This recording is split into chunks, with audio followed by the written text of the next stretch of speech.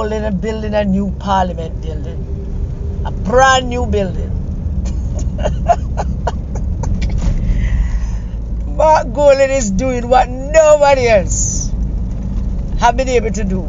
I mean, it's for decades now we've been trying to build a new parliament.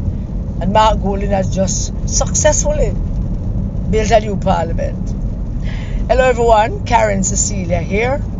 I trust you are all having a wonderful day. I know you all had a wonderful Easter. I hope nobody not suffering from any overdose of bun and cheese or overdose of fish or such delight.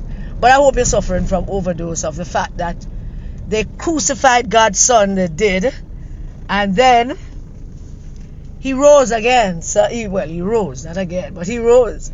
I mean, he is risen. And that is what makes this Tuesday morning such a great morning.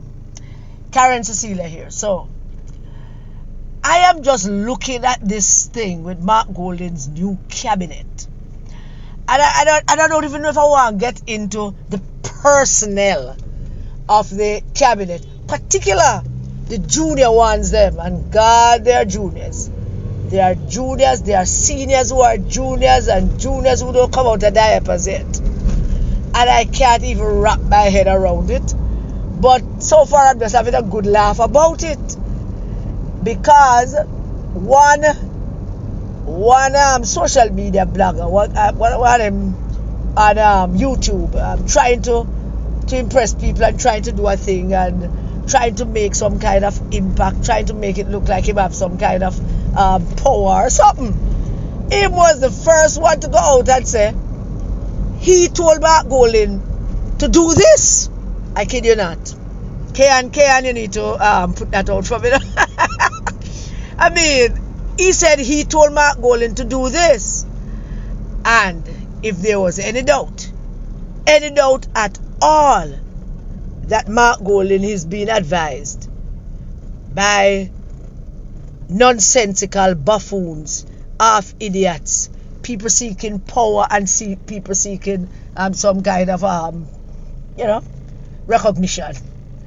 If there was any doubt that Mark Golding is being advised by these people, well, all doubts have been removed that Mark Golding advisors, particularly those on social media who boast about they being the ones that advised Mark Golding to do all of that he did. And I'm not even going to call it foolishness, because foolishness is acceptable. Foolishness is a part of life. This God way above foolishness. So we're not going to call it that. You have to forgive me.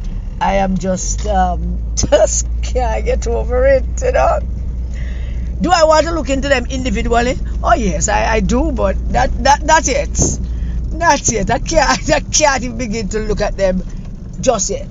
But I can say this: there are at least two names not on that list, and those two names are Lisa, Renee, Shanti, Hannah. She not on it, not at all. Thank God. I breathe a sigh of relief. Thank God. Because she said she's leaving, and that would be the excuse for Mark Golding.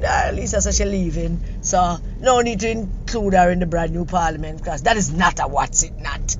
That is not a break front. That is not no form of cabinet. And you and I know how cabinet is big back in the early 16th, 17th century. Cabinet used to be this huge, humongous thing. But this is not it. This is a parliament. This is an entire parliament. You can pick opposition leaders and opposition MPs out of this parliament that Mark Golding is proposing. So, do I want to say that Lisa Hannah is in great shape? Because she's not in that. And that's a good thing. You know who else not in it? And I know, and I'm sure, I don't even know. Do I want to say that they did it because they want to upset people, or them they're not nothing with Rose Shaw? But Rosemary Shaw not in it either. And I want to say to Rose Shaw, if she listens to this voice note, don't be despair about that. That is a good thing. That is an extremely good thing that Rosemary Shaw is not in that. No. The MPs them have to be in it because they're MP. But all the people who are candidates, I say to Rosha, it's a good thing that you're not with this motley crew. So don't be, I don't know, you might be feeling funny or something about it, but don't be. Because this is a good thing that you're not into this foolishness. Well, no, here I go now, calling it foolishness. As I say, I would not call it foolishness. I'm calling it foolishness. But very seriously, on a serious note though, all right, we have enough fun about that. On a serious note though, why would somebody advise the leader of the opposition of King Charles III Parliament to do something like this? Why? And boast about they being, responsible. And they did advise Mr. Golden. I advised Mr. Golden. I was the one who advised Mr. Golden. And I advised Mr. Golden. And Mr. Golden took my advice. And all of that. But look at them. Look at the parliament. That's a whole parliament. That is not a cabinet. That is not a spokesman. That's not even a shadow. That is a whole parliament building. And look at it. Look at it. Look at losers in your cabinet. Jamaica, I want you to pay attention. If everything that we have been saying to you for the last 3 years about Mark Golding and his intent, we want you to look at this parliament building that him just put out with 70 odd plus people. More than what's in our current parliament. So it's a new building. Look at it. I want you to look at it. I want you to pick out these names and these faces. And I want you to dissect them. I want you to look at them deeply. I want you to go investigate them and research them and find out who these people are. On this list, people who lose entire councils. On this list, people who never even win one council seat in a constituency. This list is filled with losers, and that's fine with me. Because Mark Golding will be joining that list when the next general election is called. A list of losers. This is what he's presenting to the Jamaican people. I can't even begin to fathom which area, which part, which section of Jamaica would want to see these people be their representatives in King Charles's Parliament. Which part? One person is in 2 different ministries, so appears twice in the building. One person, one young woman appears twice in the building because the building's so big.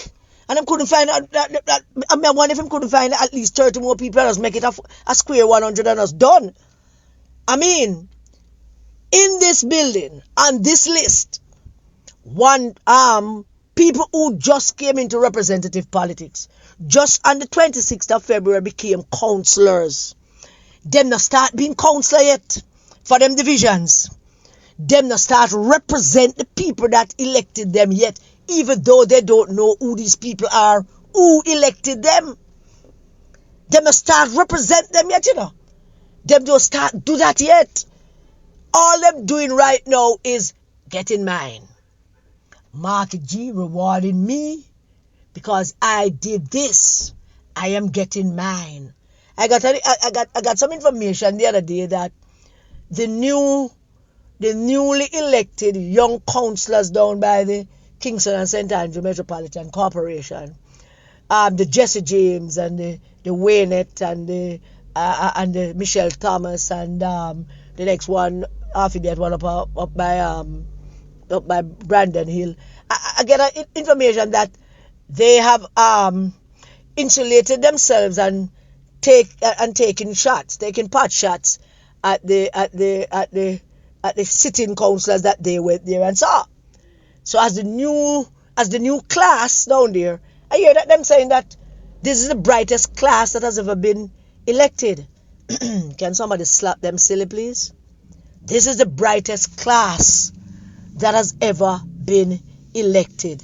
What an insult to the hard-working councillors that have represented people in that chamber. What an insult to Mina Wilmot What an insult to David Walker, all dead and gone. What an insult. What an insult to Lorenzo Ellis, former principal of Haile Selassie High School. What an insult. What an insult to Linton Walters. What an insult to Julian Robinson. What an insult. I mean, I'm not putting Angela in it because Angela don't bright. No, so we're not putting her in that. We're not going to say that fits right up into, when you compare them to Angela Brownberg, them right, because Angela not bright. But I mean, what an insult to people that have served their divisions for many, many years. I talk about this is one of the brightest class. What an insult. I mean, somebody need to slap them silly. But, after them said that, Mark building brand new parliament building, and him put them in there, and them prominent up in Mark Parliament building, because they are the brightest class that ever been elected to Kingston and St. Andrew Metropolitan Corporation. Oh yeah, that's what they said. So, look over in Portland. Look over in Portland. The only 2 council seats we have are the ones that were there before. Neither of the 2 MP candidates could have delivered a seat for the People's National Party. Neither of the 2, which you think would have been a priority for them since they want to be members of Parliament, which you think they would have some ground game or some ground operation or some ground creds to make some kind of dent in the Portland seats. But neither of the 2 of them, one who was a former councillor in a seat in West Portland, could even make a dent in that. One was a former councillor. The other one is just a chatty mouth man with us love talk. And both have been rewarded for not delivering. And that there is the great mystery of Mark Jefferson Golding. Rewarding losers, anticipating losing the general election, so you just go right ahead now and reward losers. Put them out there. Let the country see them. And then there is the other question that needs to be asked. And I'm not done with this, and I won't take long on this voice, but I'm not done with this. There's another question that needs to be asked about this. When you put them out like that, what is it I'm supposed to do now? What exactly are they supposed to do now? Because you put them out there. Them supposed to talk on something? How are they going to talk on things that them don't know nothing about? Can you put them out there, you know? You throw them out into the deep end of the ocean. And because our media is so corrupt, them should have wake up this man and start calling all of them and ask them questions about them portfolio that Mark Golding give them in that parliament. Just start asking them some questions. Just wake up this man and the news media just get somebody just sit down on this and start call all of them. So, Mr.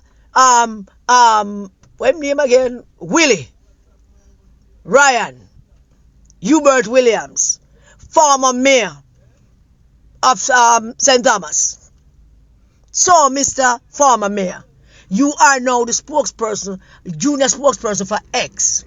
The government policy is Y. Do you agree with it? Do you think anything needs to be changed about it?